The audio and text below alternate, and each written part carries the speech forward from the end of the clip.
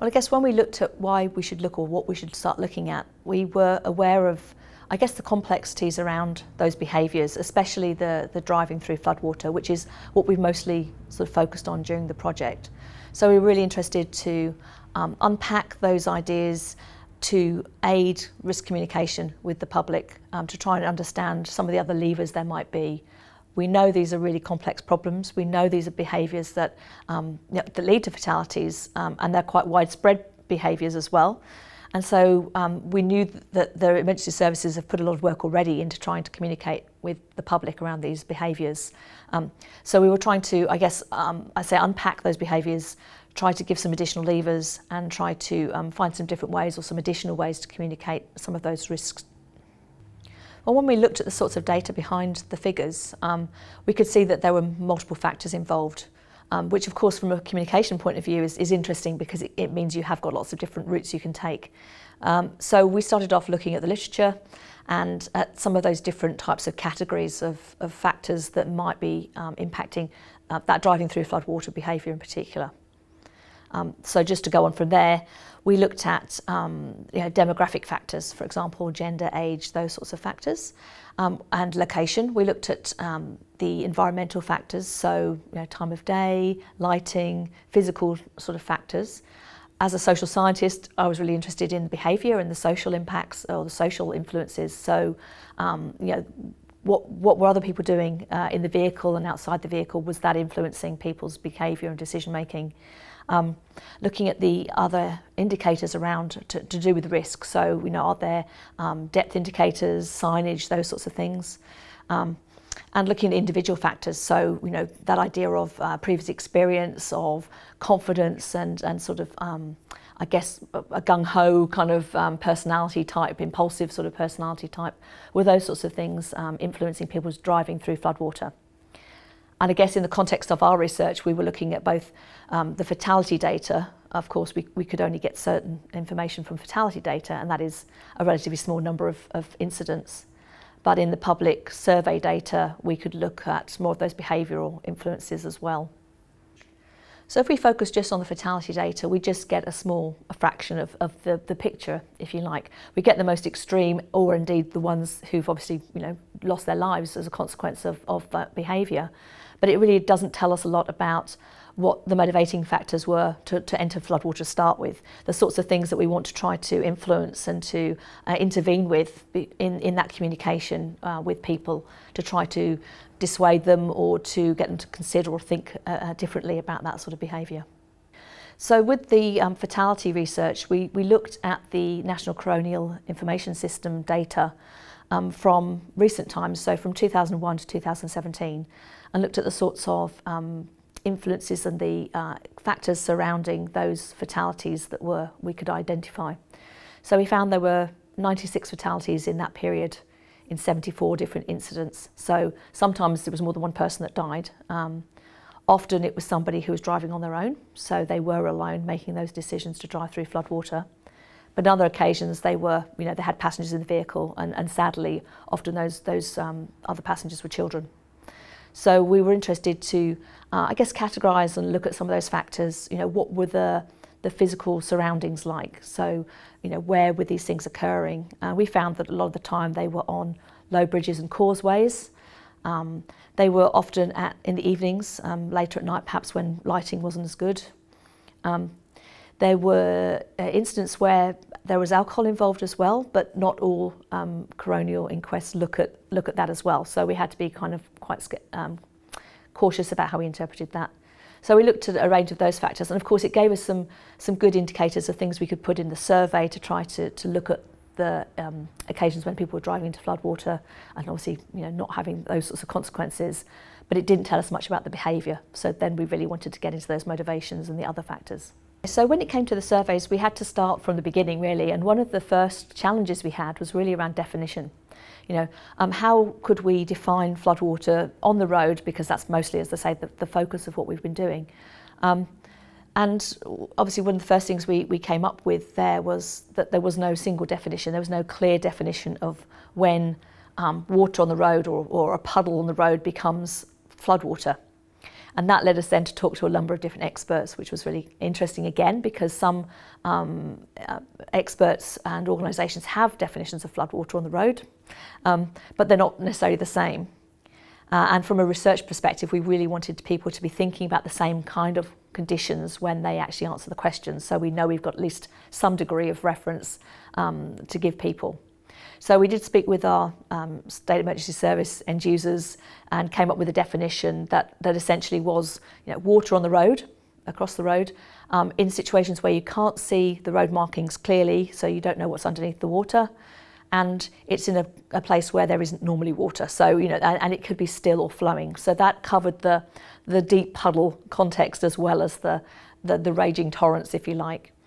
And from the point of view of, I guess, the behaviour and people identifying what they're seeing as water on the road, we were kind of interested as well to look at the imagery that gets used in campaigns and in media coverage as well, to see whether when people see water on the road and they get shown a raging torrent of water coming down a road, that's clearly a situation when they're unlikely to want to drive through floodwater. But when they see a still or less aggressive looking water situation, when it looks a lot more benign, do they still regard that as being floodwater? And we also know from communication that that people can be very quick to disregard or discount warning information if they don't think it's relevant to their situation. So again, thinking about how we portray floodwater, how we discuss it, how we define it, was a really important place to start for the research. I think one of the complexities when it comes to communicating risk around sort of driving in floodwater, or in many contexts to be honest, is that it is fairly complex. And of course, if you've got only a few words, if you're looking at warnings specifically, you have to be very clear and tight with your wording. And I think this is one of the really interesting places for us as researchers and real challenges for the emergency services, is that in a warning, you have only a few words. And so, if it's flooded, forget it is often the phrase that's used in this context, which is clear and concise and great as a warning, but it has a few problems associated with it. One is that it's telling you what not to do, which is, generally not where you want to begin. You want to be giving people indications and positive messages about what they can do. But of course, in these situations, it's really hard to give any clear and concise indication of what you should be doing. It's fraught with problems for communicators, especially those who are in the emergency services, who really have to be very cautious about public safety.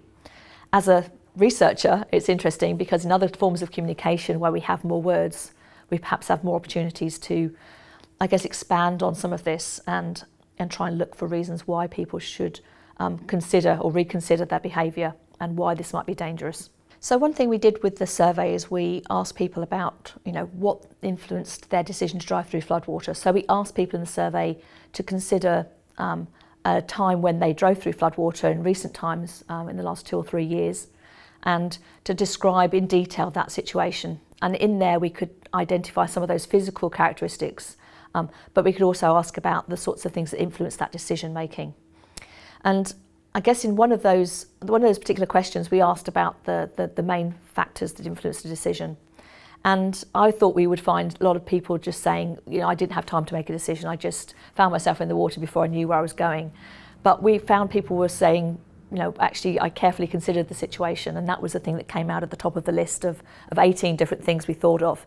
And so that was really interesting from the point of view of, I guess, both as a surprise in some ways, but it suggested that people were considering, the situation. It meant that if we were communicating something about the risk, we perhaps had an opportunity to intervene before they made that decision if they were trying to weigh up a few things. Other sorts of factors that came into the decision making were, in particular, knowing the road well. So, if people are familiar, they think they know it well, they've done it before. That also adds into things like their driving ability or their thoughts about their own driving ability. So again, if they felt confident as drivers, they were more likely to include that as part of the rationale for why they made that decision. We did ask about things like whether the journey was important, urgent, whether there was a long detour that was required to avoid driving through floodwater. And that did factor in, but it wasn't one of the main factors. And then further down the list, we had other factors. For example, I think just, we're doing it for fun. other sorts of things like that didn't come out as important. So when we conducted the survey, we did a national survey of just over 2,000 people across all of Australia to try and get a representative sample of drivers. And we asked them about driving through floodwater in the last 5 years and whether they had driven through floodwater, having first defined it. And we found that 55% of the sample said they had driven through floodwater in the last 5 years. And then we asked them to talk about one particular example of driving through floodwater to try and just get into the detail of the things that had influenced that decision. So we were able to find out, for example, that the majority of people drove through floodwater in suburban or rural areas. It was mostly on a normal stretch of road, so unlike fatalities where we were seeing those on those low-lying bridges and causeways, majority of people were driving through floodwater on a normal stretch of road, a sealed road. We also asked about the influence of passengers. So, the social influences of passengers in the vehicle, what impact did that have on the decision to drive through floodwater?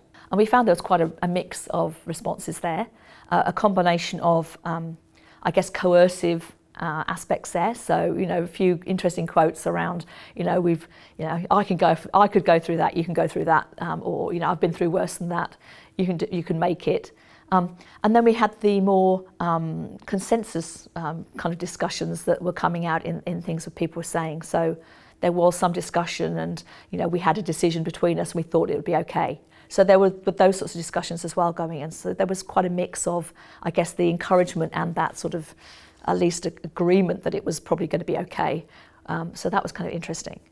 But also the one thing we found out was we also looked at what other people were doing at the time. So we found that in about 2/3 of situations, other people who were there were also driving through floodwater.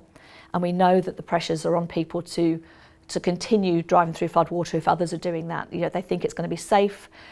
It makes it harder for them to turn around or to decide not to go through. And in a quarter of cases, there were no other people around, so there was no other sort of reference, if you like. So we found the social stuff, aspects of this really interesting. So I think one of the other things that was really interesting in our data is firstly we found that over half of our sample had driven through floodwater. And we also found those who drove through floodwater were a majority of those people had done it more than once in the last 5 years. And that suggests there's sort of it is a common behaviour, it's quite normalised by the individual. But added to that, and again a challenge for communication, we found that in 90% of cases, just over 90% of cases, people got through and there were no consequences, no negative consequence. They got through, there was no damage to the vehicle, they didn't have to be rescued. And that makes it really difficult because if it's something that they do often, they know the road well, they usually get away with it. It makes it really hard for emergency services to give a very firm, you must not drive through floodwater, never drive through floodwater, because it doesn't bear any resemblance to their normal experience. We also found in the information about the outcomes of driving through floodwater, we found that around 0.7% of people who drove through floodwater needed any kind of rescue from emergency services.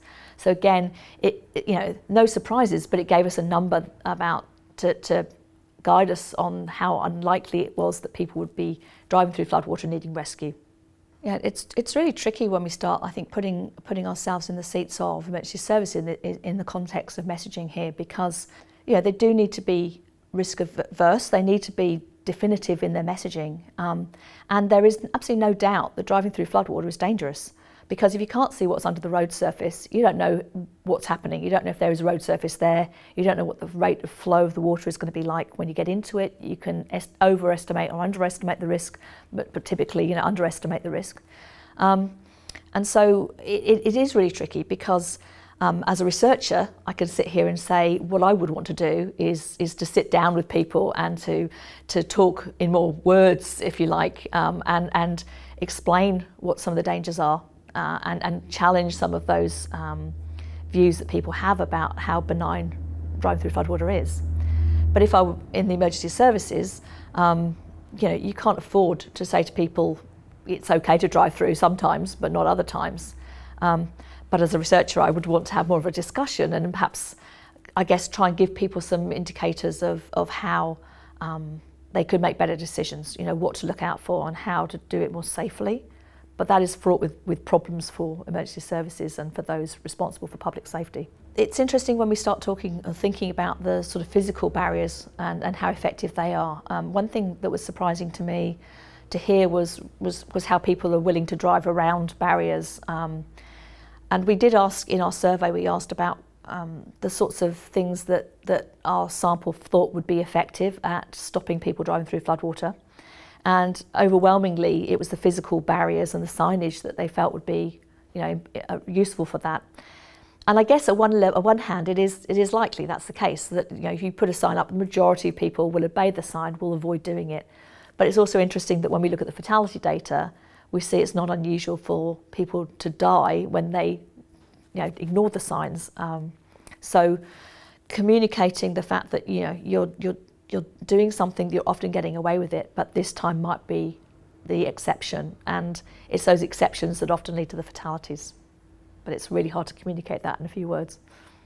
I think we did have some really interesting conversations around that sort of careful consideration finding, that people weren't just stumbling on the floodwater and going into it before they realised. I mean, we know that happens. But I think it did give us some hope that there is an opportunity there to communicate the risk, to get people to question the safety behind their decision making at that point in time. How important is it that I do this? Is it really worth taking the risk, that I could be injured, the car could be ruined, it could be written off, the insurance won't be valid. Trying to find different ways to get people to consider that. So if they can ask their own questions, I think that would be really useful. If we can put some of those doubts into people's mind, I guess actually, to get them to question their behaviour and whether this is safe, whether it's safe to do this with my children in the car, whether it's safe to do this today. Yes, I've got an appointment, but does it matter if I'm late? Can I phone ahead? Could I do something before I leave? Could I check that the road is clear? Try to sort of intercept that sort of decision making. The whole concept of conflicting cues in this area is really interesting. So there are some perfect examples of broadcasters, media standing in floodwater, telling people that it's dangerous to be in floodwater, giving a message that children shouldn't be playing in floodwater whilst in the background the children are playing in floodwater. Those sorts of messages are common in media coverage of floods, increasingly less so, and I think that's because indeed some of the main broadcasting main broadcasters are actually discouraging their people. They're thinking about the insurance side of it, they're thinking about that it's a bad look. And I also think it's really interesting if you start looking at social media in these events, that people are chipping in and commenting and saying, why are they standing in the floodwater, and questioning each other. So if nothing else, in some ways it's actually sort of promulgating moral discussion at the community level about the sort of safety or the lack of thereof of doing that sort of thing and communicating that sort of message. So one thing we've done with the survey data in recent times is we've looked at those who drive through floodwater, and we've done some statistical modelling to look at the factors that are most highly associated with driving through floodwater, and indeed what isn't associated with driving through floodwater. So we looked at, because we know this is a complex situation, we've looked at a whole lot of different factors. So we looked at age and gender, education level, we looked at driving ability or confidence in driving, we looked at risk propensity, so people's willingness generally to take risks. We also in our study looked at, we showed people pictures of floods, and we asked them if they would, how willing they would be to drive through floodwater, so that anticipated willingness to drive through. And we also looked at their own behaviour, for example, whether they'd gone into floodwaters on land, on foot. And we found a combination of factors here that were more highly associated with driving through floodwater. They were age rather than gender. So gender didn't come out, but age did. So younger people were more likely to drive through floodwater in our sample. Those people who said they were willing to drive through floodwater when they saw the photographs were also the ones who drove through floodwater more often or more frequently. So that's kind of interesting because it means we can start to have those conversations with community. We can use those sorts of images, have a discussion, and know that we're getting some kind of coherence, I guess, between what people say they might do and what they actually do in practice. We also found that people who go into floodwater for other reasons were also more likely to drive through floodwater, and those who drive more hours a week were more likely to drive through floodwater. So an element of opportunity probably in there, but it's kind of interesting to look at some of this, the data sort of statistically, to try and look at some of those more significant variables. So one thing we've been able to do by doing this sort of analysis with the survey data and the quantitative data is we've been able to start to model or map an archetypal profile of the sorts of people who we do want to sort of focus on for about driving through floodwater. You know, those younger people, the people who drive more frequently. So, you know, we can hopefully start to help emergency services to identify those they should be or could be messaging to more directly.